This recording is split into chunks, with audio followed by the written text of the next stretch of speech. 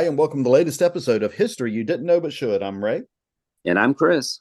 And today we're going to talk about a very timely yet historical topic, and that is expulsion from Congress. And Chris, it doesn't happen a lot, but when it does, it definitely is news.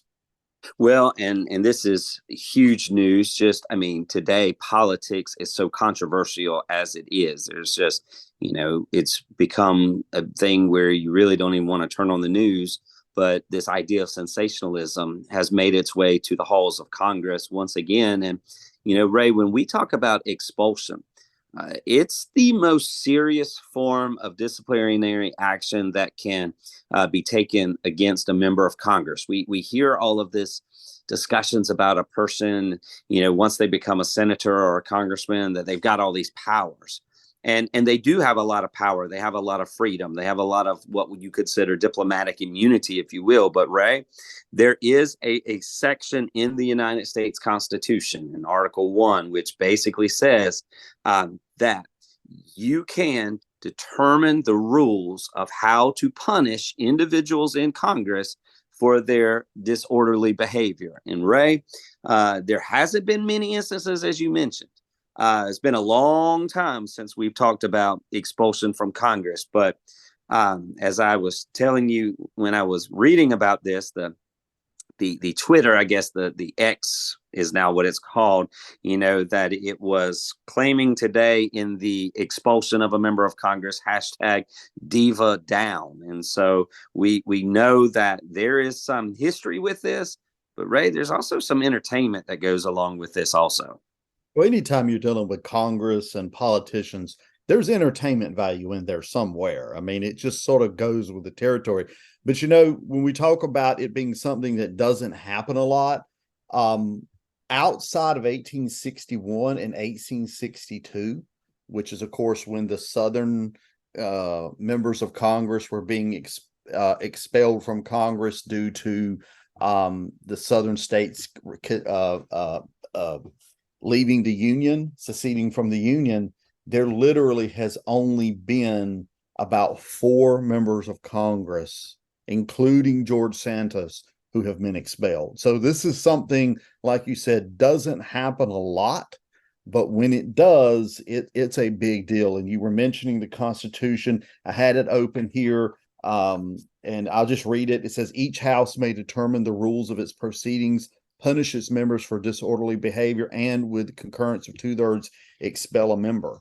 So sometimes I see, Chris, people will talk about impeaching this congressperson or this senator, but impeachment doesn't apply to Congress. Impeachment applies to executive officials and judges, not congressmen, women, and senators. So each house has its own rules, both the House and the Senate, regarding what processes must be followed in order to expel a member.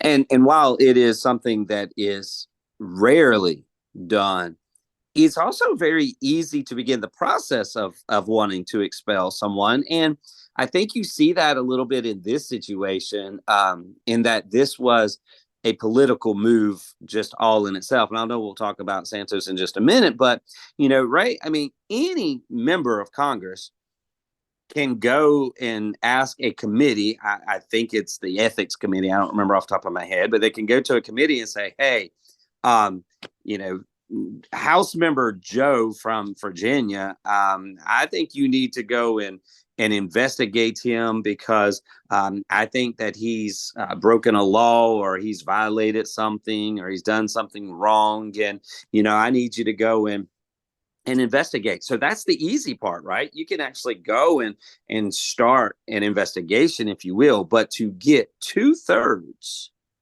of members of Congress who to go and say, yes, this person needs to be kicked out of Congress. That's a huge moment in history because, as you mentioned, it's rarely done. And you would think, although this is not the case in this one, but usually you've got 100% evidence from an outside, like court or outside person, that justifies why you're about to expel someone. Yeah, and it is important to remember, like you said, you don't have to have a court or a conviction or anything like that. A person can be expelled just for violating, the rules of Congress or the standards of Congress or whatever the case may be. So it's a very high standard on one hand, and you see that from the fact that it's rarely used. But on the other hand, it's a very moving standard, I guess you could say, because there's not really a set in stone, well, this is what you have to do to be expelled. It can, people can be expelled for different reasons and have been expelled for different reasons. So George Santos, I guess he's the one we have to talk about now. He is, of course, been expelled from Congress, and CNN reports that he was leaving today, I guess, Capitol Hill.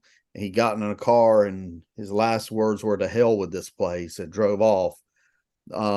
So he's leaving not very happy, that's for sure. Well, yeah, he's a Republican serving in the House. He's from the state of New York, and Ray, I want to say he's like a freshman House of Representatives member. I mean, this is like he Just just got 11. in a couple years ago, if that. I mean, In yeah, 2022. and but the problem is it's the way that he got in, which got him in so much hot water, because he has been indicted in federal court. By the way, he has not been found guilty, and that's a key thing. He has not been found guilty in a court, but he's been indicted, and usually to get indicted means that somebody's got some pretty good evidence on you.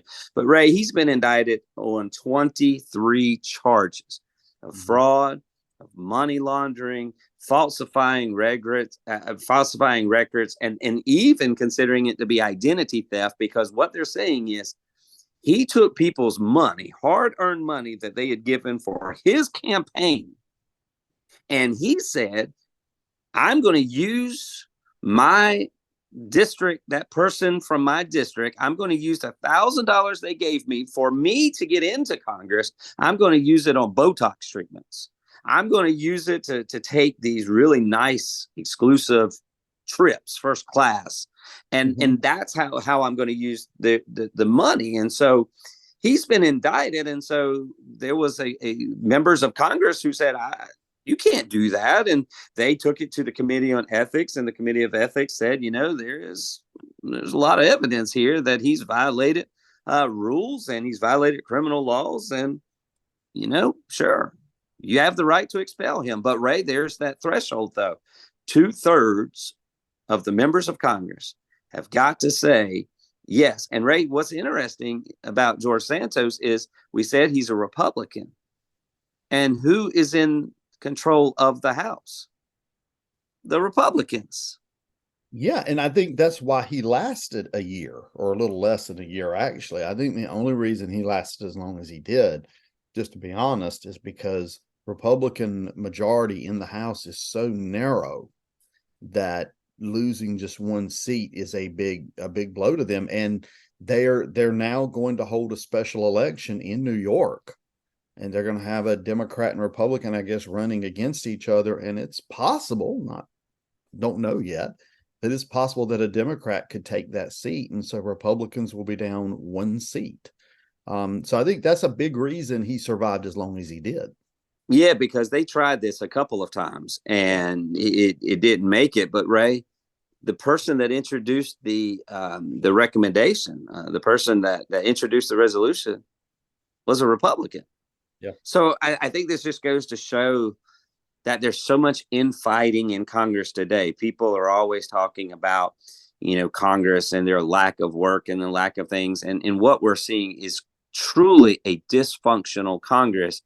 And Ray, I can only say that if there ever was a time that you were going to expel someone from Congress, that hasn't happened since Civil War, it would be during this session of Congress, because this has been probably the most embarrassing, laughable Congress that we have seen in years, because there's nothing being done except making America, in the eyes of the world, just look like a joke. Yeah, there's a lot of infighting. The Republican Party, I think in 2016, with the nomination of Donald Trump, there was a split over throughout his administration, and I think there's another split within the Republican Party developing now in the House of Representatives. So you're sort of seeing two sides within the Republican Party. You've got the Democrats versus the Republicans, but on the Republican side, you also have Republicans dividing off against Democrats. The interesting thing is going to be, okay, come spring, summer, into next fall, can the Republicans come back together to support their nominee, whoever that nominee may be, or is this fracturing going to result in a party division that maybe cannot be overcome? So we're in a time of great division, not only within the nation, but within one of the major political parties. And honestly, talk about the Republicans, Chris, I don't hear that many stories of that kind of division within the Democratic Party. I'm sure it's there. I'm sure there's divisions within the party, but it doesn't seem to be spilling out like it's spilling out over with the Republicans right now. Well, and I think one of the reasons for that is because the Democrats just need to be quiet. Yeah. They don't need to make a big deal about it, because if they make a big deal about it, it makes them look bad. But Ray, there's one final thing about this, and that is the Republicans didn't have to expel him. There's another form of punishment that is less severe, which is the form of censure. And censure is basically a slap on the hand. It's it doesn't remove a member from office. It's just saying bad boy, bad girl, you shouldn't have done this, and it makes them look bad. So I think that's what we have right there. And so I think we find ourselves at a very unique situation with Congress because you have what seems now to be congressmen and women picking on each other instead of necessarily trying to intercede and act on behalf of the American people. I mean, Ray, think about what we've heard in Congress over the last few weeks. It's been about George Santos. It's about the war in Israel and funding for Israel. It's about funding for the Ukraine, and a little bit about migrant issues. But Ray, we're not hearing about the struggles that everyday Americans are facing. And I think if Congress isn't careful, people are going to grow weary of just politics in general, politicians in general, and especially with an election year coming. That's dangerous in many ways, whether it's apathy, which is going to lead just anyone into a position of power, or it's going to lead to this idea that we saw January 6th, revolution, in which people decide they want to take matters into their own hands. So I think that this is a serious time, even though it's kind of laughable with the Santos thing. We're in a serious moment in American history. Absolutely. When you think about congressional approval ratings, it has long been very low. I think right now it's around 12, 13%. That's quite a bit lower than Joe Biden's approval rating. It's quite a bit lower than Donald Trump's favorability ratings. So it is of the three branches, I guess the court probably has the most favorable numbers, but the president and then Congress right behind it. So Congress is, probably the least popular of the branches. And I think what we're seeing is like you said, it's an example of why the Congress is it's so divided. It's so, sometimes I think people look at it, I know I do, and just think it's silly. It's like playground politics sometimes.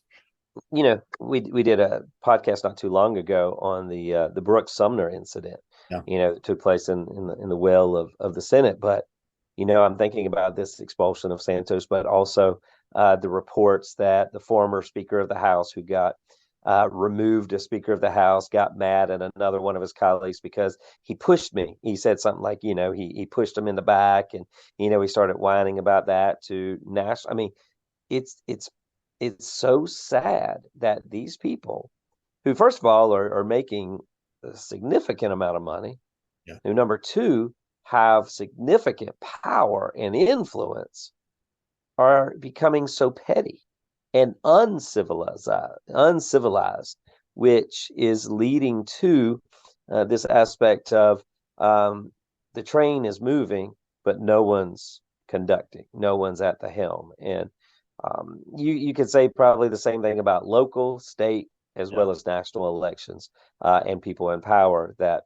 um, we are becoming the laughing stock of the world because we're not focused on helping individuals with the most immediate needs that's occurring in society.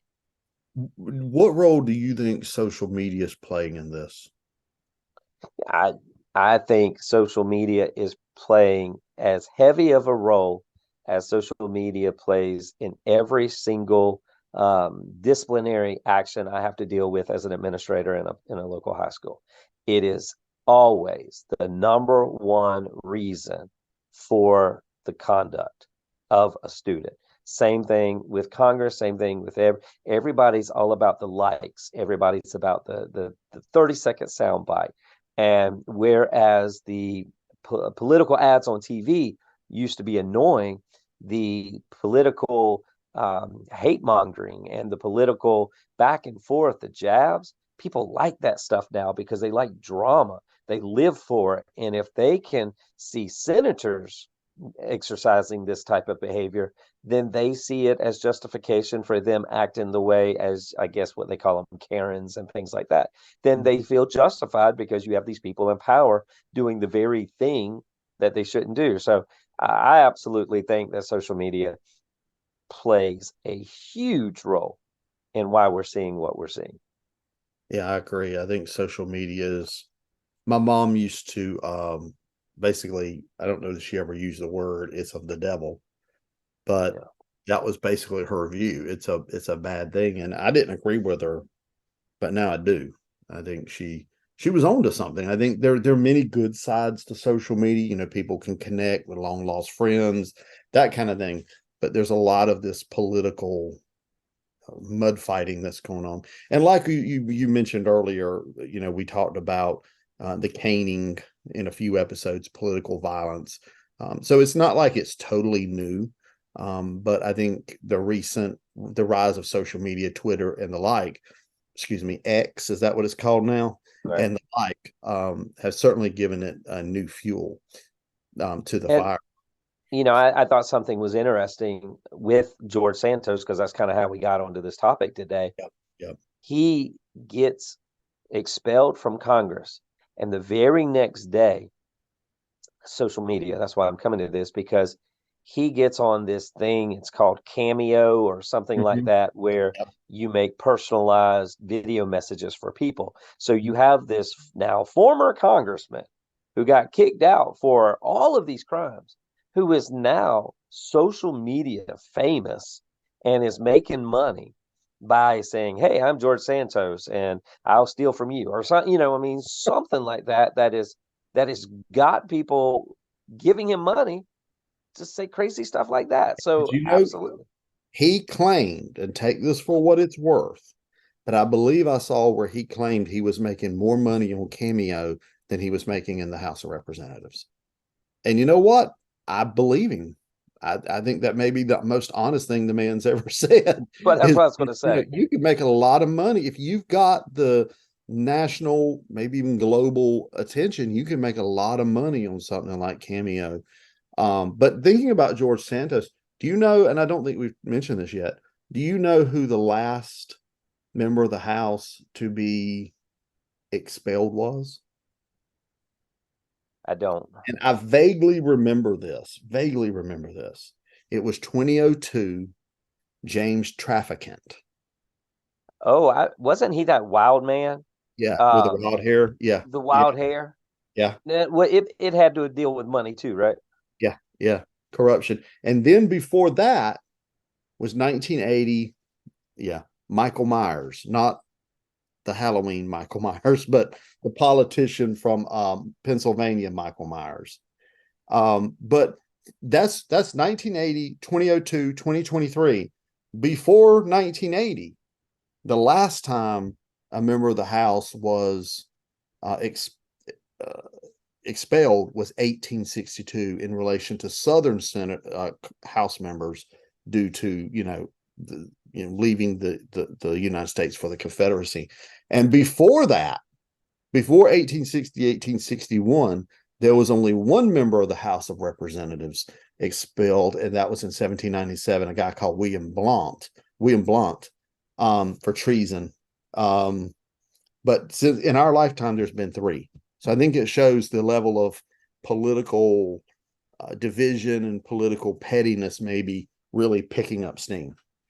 And, the last thing I'll say about this is that the new House Speaker actually said that he thought we were moving towards a very dangerous precedent by expelling a congressman such as George Santos when he had not been found guilty of his crimes. And that the fear was this will become just a game of, quote, Russian roulette, where we'll just take him out. And let it also be said, not that we advocate or discourage about any political party or candidate, but former President Trump, who is running for president, has echoed some of the same things, like, when I get back in power, I will go after those who have gone after me. So, the House Speaker, I don't even remember his name, but he, Johnson, he is kind of saying we need to be careful, because if we do this, even though he's indicted, he's probably guilty, but even though no body of court law has said he's guilty, we might need to hold off on this. And that will be interesting to see how what has happened in Congress with George Santos plays out in a presidential election cycle, because you do know it's going to be something that is talked about and something that is kind of got people thinking. Yeah, and it spills over to the presidency as well. I mean, it's sort of gotten to the point now, really doesn't matter who the president is. There's whether it becomes official or not, there's chat about impeaching someone almost as soon as they get in office. And one of the things I always point out is impeachment of a president, regardless of who the president is not a policy. It was never meant to be something that is standard. And that's basically what it's become. So the political instability and the division is pretty troubling.